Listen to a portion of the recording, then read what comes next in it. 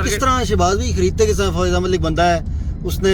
मैं एक एग्जांपल दे रहा हूँ, 5 लाख दिरहम लगाया रेस्टोरेंट पे, नहीं चल रहा उससे, तो उसकी तो कोशिश होगी ना मुझे 5 नहीं, मुझे तो 6 लाख दिरहम मिले। अब फॉर एग्जांपल एक बंदा आपको कहता है भाई मैं 5 लाख दिरहम का बेच रहा हूँ, तो आप जाए क्या कीमत लगा देते? क्योंकि मैं जो वीडियोस बनाता हूँ मैं लर्निंग के लिए लोगों की बनाता हूँ, ठीक है, तो आप क्या कीमत लगाते हैं जाके भाई मैं इतने पैसे दूंगा? जो देखिए मेरी जो अप्रोच थी, जो मुझे समझ आती थी चीज़, तो मैं to be very honest with you, मुझे तो एक बंद दुकान है पड़ी हुई है, तो मुझे वो 20,000 50,000 लाख इससे ऊपर की समझ, मतलब 5 लाख वाली चीज आपको लाख से ऊपर समझ नहीं आती, तो आप यही कीमत लगा देते? तो भी ऑनेस्ट मतलब 25-30 हजार से शुरू करते थे और लाख पे, और जिस प्राइस पे मैं लेता था इस प्राइस पे उनकी शायद ना बिकती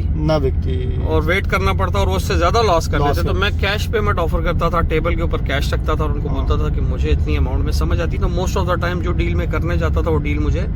मिल जाती थी। कभी ऐसा नहीं हुआ कि डील रही हो। टारगेट मैंने क्या रखा, मैंने कहा कि एक्सपो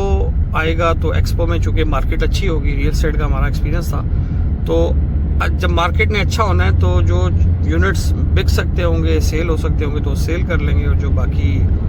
कुछ यूनिट अगर अपने पास रह जाते हैं तो भी कोई एतराज़ नहीं है, बंदा उसको रख लेता है। तो मैंने ऑलमोस्ट 6-7 रेस्टोरेंट्स इस कोविड के दौरान, कोविड से पहले बना लिए, और एक सेंट्रल किचन था, वहीं से इन्वेंट्री कंट्रोल होती है, सेंट्रल परचेज सिस्टम था, एक ही जगह से खाना पक के सारी ब्रांचेस को जाता था, अच्छा एक नेटवर्क बन गया था, अच्छी सेल्स हो रही थी, एक्सपेंस रीजनेबल थे क्योंकि सेंट्रल था। असल में कहने का मकसद है कि आपने फिर जो कुलिया था कि यार मरी हुई चीज़ आप खरीदते थे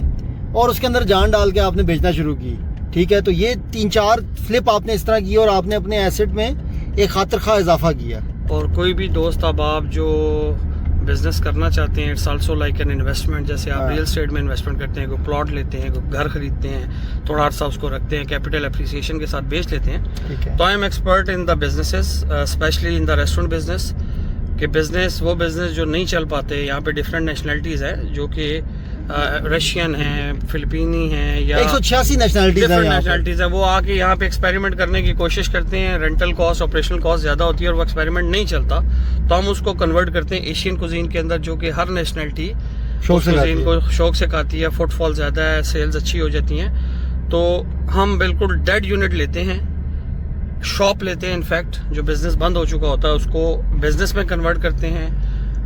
अच्छा बिज़नेस रन करते हैं, और कोई चलाने वाली अगर पार्टी हो जिनको बिज़नेस की समझ हो, अच्छी सेल्स बना के उनको सेल आउट कर देते हैं। मतलब ये हमारी, मैं कॉन्फिडेंस से कह सकता हूँ अल्हम्दुलिल्लाह, अल्लाह पाक का लाख लाख शुक्र है कि ये हमारी एक्सपर्टी है।